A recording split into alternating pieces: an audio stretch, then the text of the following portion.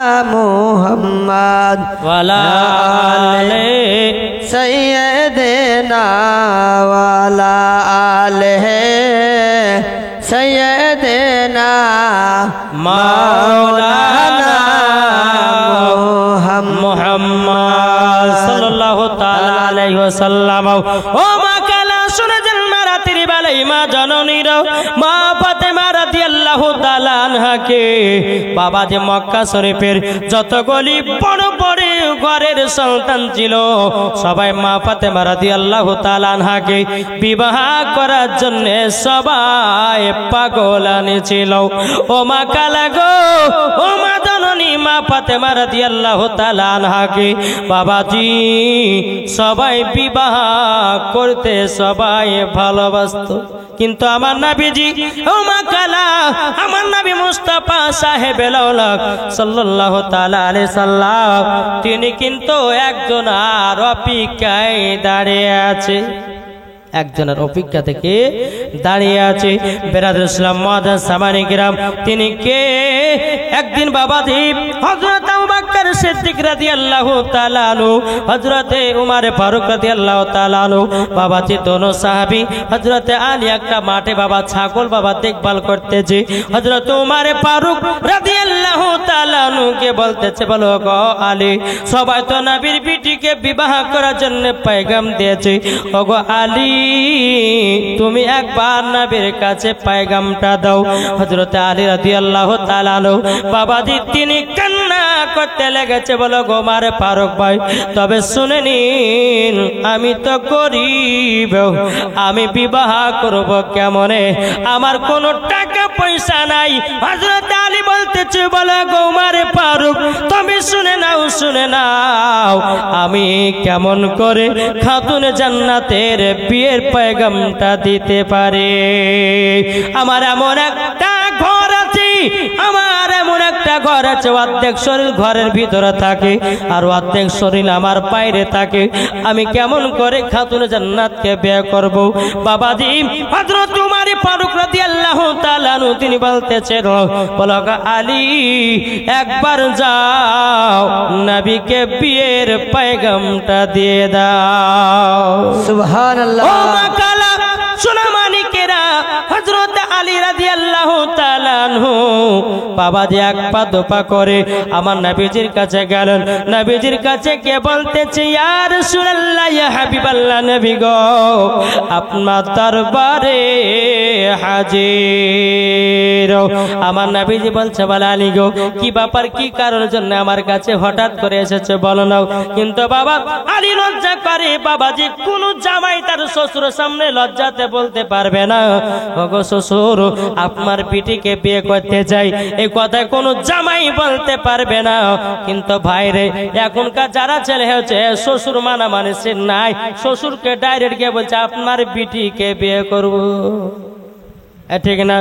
বেরাদুল ইসলাম মুআজ্জাজ সামানী কিরাম এ সোনা মানিকেরা ও মা কালা শুনে যান মা রাতের বেলায় মা জননীরা এদিকে মা ফাতেমা রাদিয়াল্লাহু তাআলা আনহা এমন একজন নারী ছিলেন বাবা যে মা ফাতেমা কোনদিন বাবা ঝুটা কত বলতো না,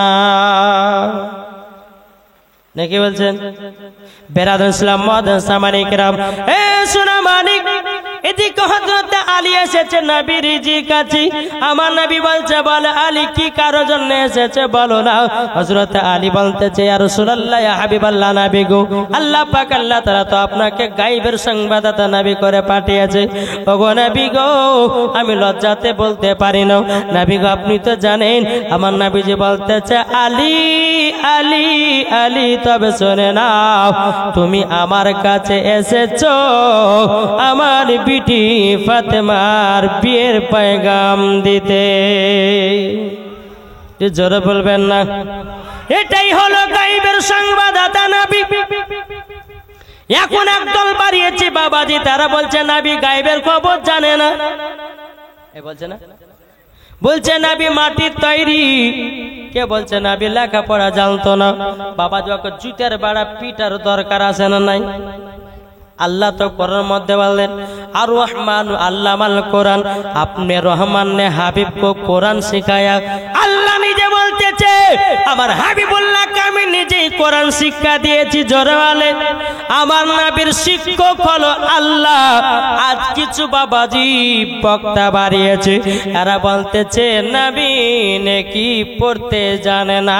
এই বক্তা যদি দেশে আসে ট্যাঙ্কুড়ে করে বাড়ি বেড়াতে হবে। আপনারা হয়তো ফেসবুকে ইউটিউবের মধ্যে দেখেছেন একজন বক্তা, তার নাম হচ্ছে আজ প্যাট মোটা ডাবচোর, চিনেন? এ ডাবচোর প্যাট মোটা ভাড়, এ বলেছে কি জানেন? বুঝছে নবীর নাম শোনার পরে সাল্লাল্লাহু আলাইহি সাল্লাম বলে চোখে চুমা দেওয়া যাবে না। একটা জুতের বাড়ি পিটার দরকার আছে না নাই? এই বক্তা তো জীবনে পড়াশোনা করে নাই, আর বাপের মাদ্রাসাতে গিয়ে, বাপের মাদ্রাসা 17টা ডাবের গাছ ছিল, জীবনে লেখাপড়া করতো না। বুঝতে পারলেন? রাত্রি 12টার সময়তে আপনার ডাব গাছে উঠে ডাব পেড়ে পেড়ে খেয়ে ফজরের সময়তে নামতো। এই মৌলবীর ভিতরে কি ইলমে সলিহাত থাকতে পারে নাকি বলছে? তারপরে আপনার পুকুরে মাছ চুরি করে মাদ্রাসা রান্না করে খাইতো। ভাত এমনি মোটা হয়নি, আর ভুড়িটা মোটা হয়েছে, হারাম খেয়েছে তো মোটা হয়েছে নাকি বলছে? বাবা যে মুসলমান সোনামানি, এই ভাড় আবার বলতেছে যে নাবি পড়তে জানে না। বলছে না, বলছে না? এই বক্তাদের ওয়াজ শুনবে যে মরার পরে জাহান নামে যাবে সে। বুঝতে পেরেছেন? আর বক্তা বাড়িয়েছে, একটা নাম হচ্ছে রাহুল সিস্টার, চিনেন না? এই তো জীবনে বাবা কোরআন পড়তে জানে না। এক স্টেজে গাছে যে কদ জাআকুম মিনাল্লাহি নূরুল কিতাবুল মুবিন, আর আব্বার ঘর থেকে নুরুল ধরে লেছে নাকি বলছে? ঠিকভাবে কোরআন তেলাওয়াত করতে পারে না, সঠিকভাবে সুন্নি আলেমদের কাছে 1 লাইন কোরআন যদি পড়তে পারে তাকে আমি 1 লাখ টাকা পুরস্কার দেব। এই বেরাদার রাহুল, এই বাবা যে মুসলমান বাংলা কিতাব পড়ে, কিছু বাংলা কোরআনের আপনার কিনা আয়াতগুলো মুখস্থ করে নিয়েছে, মনে হচ্ছে একবারে মহাপণ্ডিতের বক্তা চলে এসেছে। সুন্নি বক্তার কাছে আসো, তোমার ভাড়ে কত তেল আছে সেই দিন বোঝা যাবে। আমরা মাদ্রাসায় পড়েছি 12 বছর ধরে, তোমার মতো রাহুল বেরাদার ল্যাপটপে পড়ে মৌলবি হয়নি নাকি বলছে? বাবাজি 12 বছর মাদ্রাসায় পড়ে, বাবাজি মাদ্রাসায় পড়ে আলেম হয়েছি, এর মতো ল্যাপটপে পড়ে পড়ে মৌলবি হয়নি। এ কি জানে শার্ট প্যান্ট পেতে, বাবাজি কিছুদিন আগে শার্ট প্যান্ট কিনেছে, আর ফেসবুকে আপনার ছবি আপনার পোস্ট করেছে। তাহলে বলুন এই আলেমদের ওয়াজ শোনা কি চলবে? এ আলেম আমার বলতেছে কি বুঝছে, যতগুলি নবী এসেছে সমস্ত নবী নাকি ইহুদি ছিল। আমি বেরাদার রাহুলকে চ্যালেঞ্জ করতে চাই, আমার ওয়াজ ইউটিউবের মধ্যে যাবে, আমার ওয়াজ আপনার ফেসবুকের ভিতরে যাবে, আমি তাকে চ্যালেঞ্জ করতে চাই, যদি কোন কোরআনের ভিতরে দেখাতে পারে যে সমস্ত নবীগণ ইহুদি ছিল, তাকে আমি 1 লাখ টাকা পুরস্কার দেব। বুঝতে গেছে কিছু?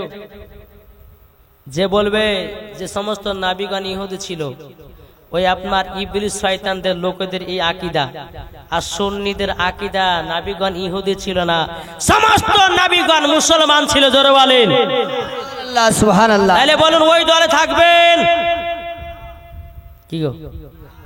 ওই মৌলবীর পেছনে নামাজ পড়বেন, ওই মৌলবীর থালাতে ভাত খাবেন, ওই মৌলবীকে সালাম দিবেন?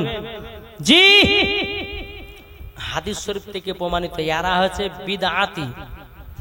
কি?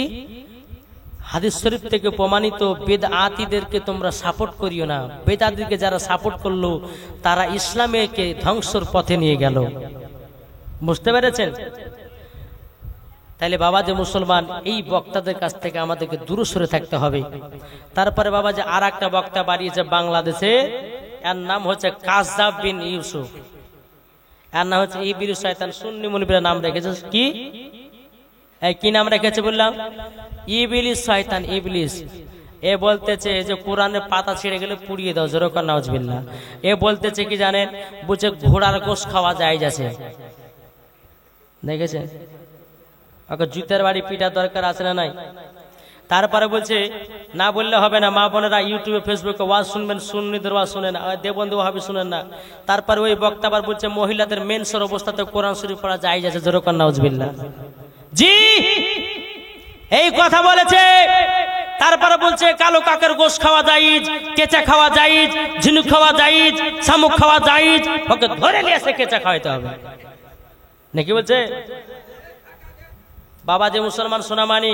তারপরে এই বক্তা কি বুঝে জানেন, বলছে পবিত্র রমজান মাসে ফতোয়া একটা দিয়েছিল, বলছে 3 মিনিট আগে যদি কেউ ইফতার করে তো 100 নাকি, আর আজানের সময়তে যদি কেউ ইফতার করে তো 5 নাকি। ওকে জুতার বাড়ি পিটা দরকার আছে না বললেন? হ্যাঁ, আজানে 3 মিনিট আগে যদি কেউ ইফতার করে, আচ্ছা তার কি রোজা হবে? জি তার রোজা হবে না, রোজা তো বেকার। তো বাবা দিয়ে তো শয়তান, এরা তো রোজা করেন, নামাজে পড়ে, এরা আপনার তারাবির নামাজ 8 রাকাত পড়ে, এরা যত শর্টে পারে তত নামাজ পড়ে। আল্লাহ বলতেছে যারা বেশি পড়ে তাদের নামাজকে আমি পছন্দ করি, জোরে বলো সুবহানাল্লাহ।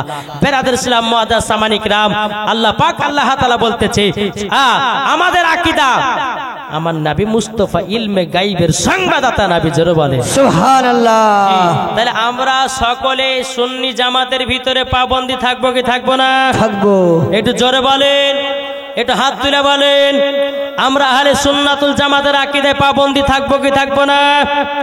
জি ওই রকম বক্তা যদি আসে, ওই বক্তাদেরকে বাবা দেশতারা করবেন কি করবেন না? এই বক্তারা হচ্ছে পাকা ইবলিস শয়তান। এরা হচ্ছে বাবাজি ইবলিস শয়তানের খালাতো চাচতো ভাই, বুঝতে পেরেছেন?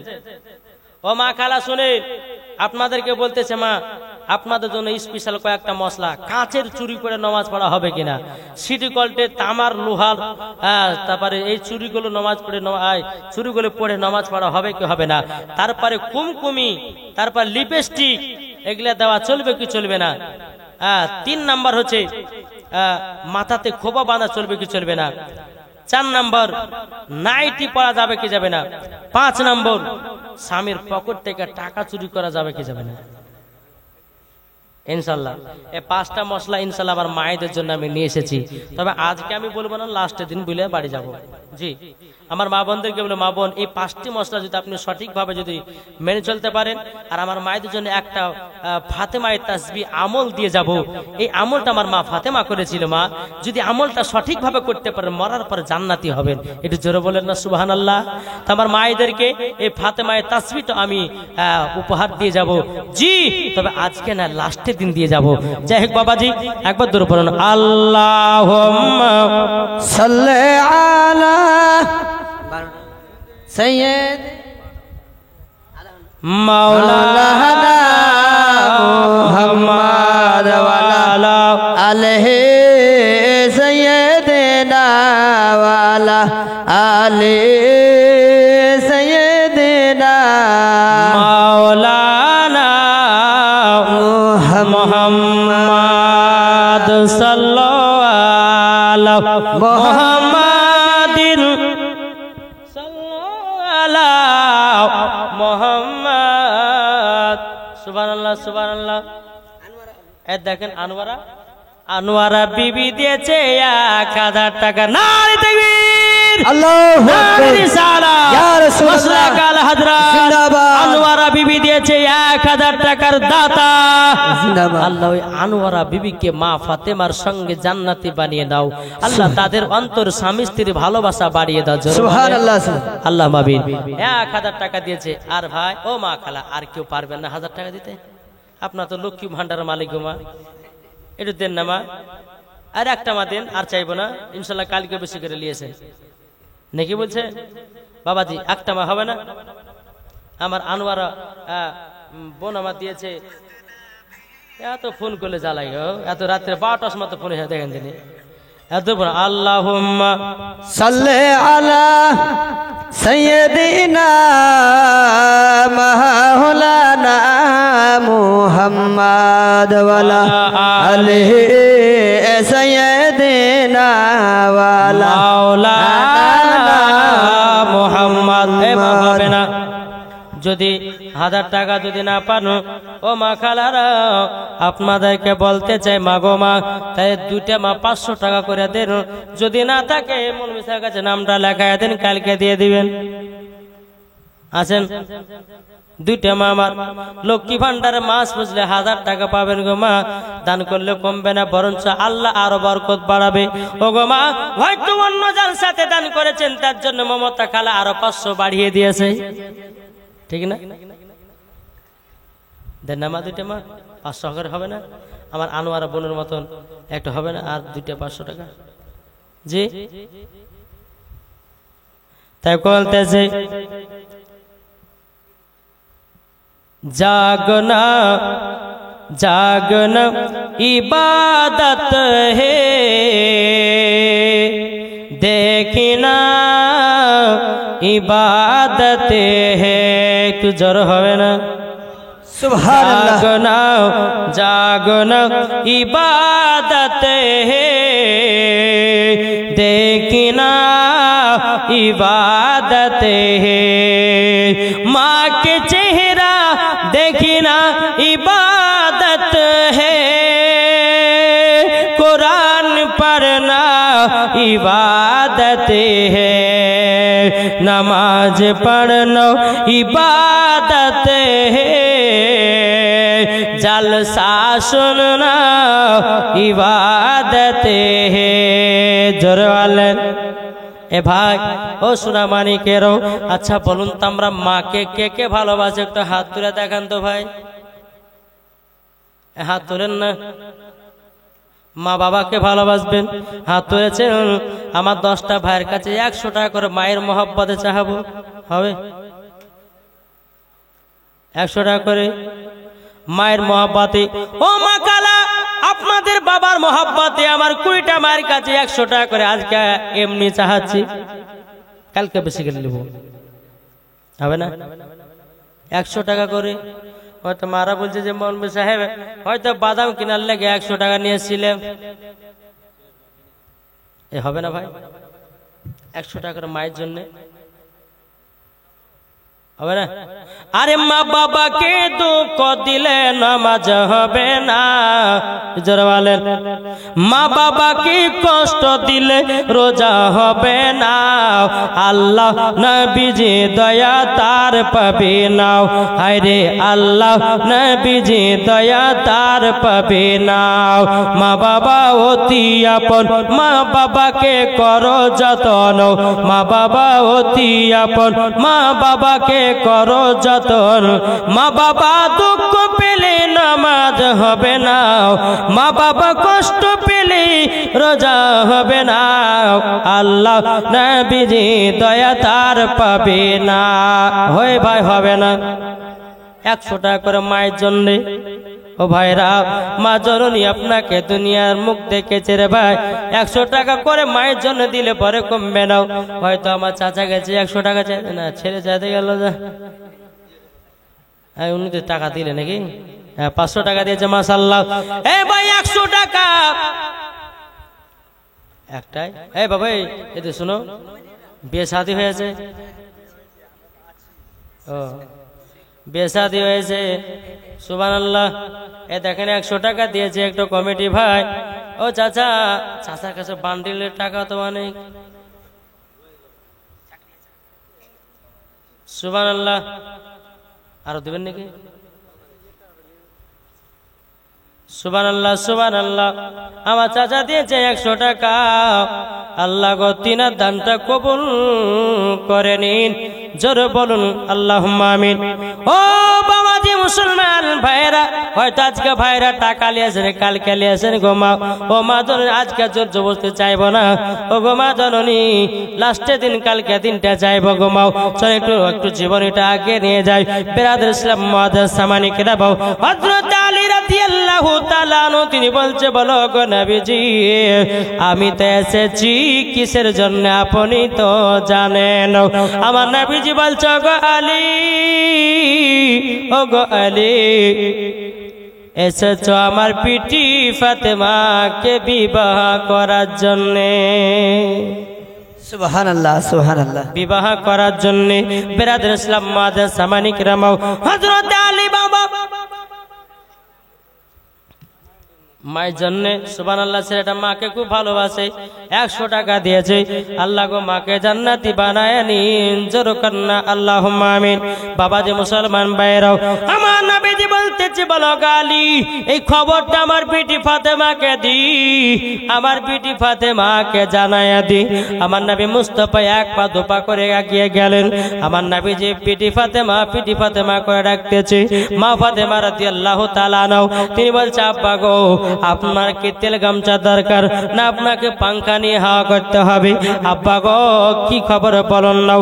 আমার নবীজি বলছে বেটি তোমাকে তেল গামছা নিয়ে আসতে হবে না, পাঙ্খা নিয়ে হাওয়া করতে হবে না, হবে না হবে না। ও গো বেটি আজকে এমন একজন বীর পুরুষ তোমারকে বিয়ে করা পায়গাম দিয়ে গেছে। ও গো আমার বিটি ফাতেমা তুমি কি বিবাহ করতে কি রাজি? সুবহানাল্লাহ। কে দিয়েছে? একজন মা দিয়েছে শাশুড়ি শ্বশুর নামে 200 টাকা। নারে তাকবীর, নারে রিসালাত। আল্লাহ যা সাথে যে নিতে দিয়েছে দান, আল্লাহ গো তিনি দানটা কবুল করে নিন, জোর কন্না আল্লাহুম্মা আমিন। বিরাদর ইসলাম মুআজ্জিজ সামানি কিরাম আমার নবী বলতেছে বলা বিটি ফাতেমা তোমাকে বিয়ে করার জন্য সারা মক্কার বড় বড় লোকের ঘরে সন্তানেরা পাগল দিওয়ানা ছিল, কিন্তু গো বিটি ফাতেমা আমি কারোর সাথে রাজি হই না। আজকে এমন একজন বিয়ের পায়গাম দিয়ে গেছেন, তিনি হলেন আল্লাহর বাগ। জোর কর আল্লাহর বাগ। এ বাবা যে মুসলমান ভাইরাও, ওগো আমার সোনা মানিকেরাও, যখন বাবা যে কথা বলা মা ফাতেমা রাদিয়াল্লাহু তাআলা আনহা তিনি বলতে জগো আব্বা জান আল্লাহর বাগ মানে আমার নবীজি বলছে গো বিটি ফাতেমা এ আলী খাইবারের যুদ্ধতে একটা না দুটো না ৭০ মনের ঢালকে নিয়ে গিয়ে একা যুদ্ধ করেছে, সে হলো আলী। তোমার কি নাম? রবিউল রেজা দিয়েছে বাপ মার নামে 200 টাকা। আল্লাহ গো তিনা দানটা কবুল করে নিন, জোরে বলুন আল্লাহুম্মা আমিন। বাবা যে মুসলমান ভাইরাও, এ সোনা মানিকেরাও, মা ফাতেমা রাদিয়াল্লাহু তাআলা আনহা তিনি বলতেছে বলা আল্লাহ গো ও গো রব্বুল আলামিন আমার আব্বা তো এতগুলি জামাইয়ের নাম করে নাই, আজকে এই জামাটার নাম করছে মানে ভালো। আবার খাতুনে জান্নাত বলতেছেন বলো গো আমার আব্বা জান আমি এই ছেলেটাকে বিয়ে করতে চাই, জোরে বলুন সুবহানাল্লাহ। এ বাবা যে মুসলমান ভাইরাও, আমার নবীজি এসে বলতেছে বলো গো আলী তোমাকে বিবাহ করতে রাজি আমার বিটি ফাতেমাও। আমার নবী কত আনন্দ কত ফুর্তি বাবা। হযরত আলীকে বলতেছে বলে আলী গো আমার বিটি ফাতেমাকে বিবাহ করার জন্য অনেক সাহাবীরা বিয়ের পায়গাম দিয়েছে, আমি তাদেরকে না করে দিয়েছি। আমি নবীজি ওই সাহাবীদের মনে আমি কষ্ট দুঃখ দিতে পারবো না, তবে এক কাজ করো কাল সকাল বেলাতে প্রতিযোগিতা হবে। কিসের প্রতিযোগিতা? যে আগে একটা খতম তুলতে পারবে তার সঙ্গে আমার বিটি ফাতেমার বিবাহ দেব। বাবাজি কি বললেন? আমার নবীজি বলছে এই সাহাবীরা তোমরা সবাই তো বিয়ের পায়গাম দিয়েছিলা, তবে শুনো যে আগে একটা খতম তুলতে পারবে আমি তার সঙ্গে আমার বিটি ফাতেমার বিবাহ দেব। এটা জোরে বলো সুবহানাল্লাহ।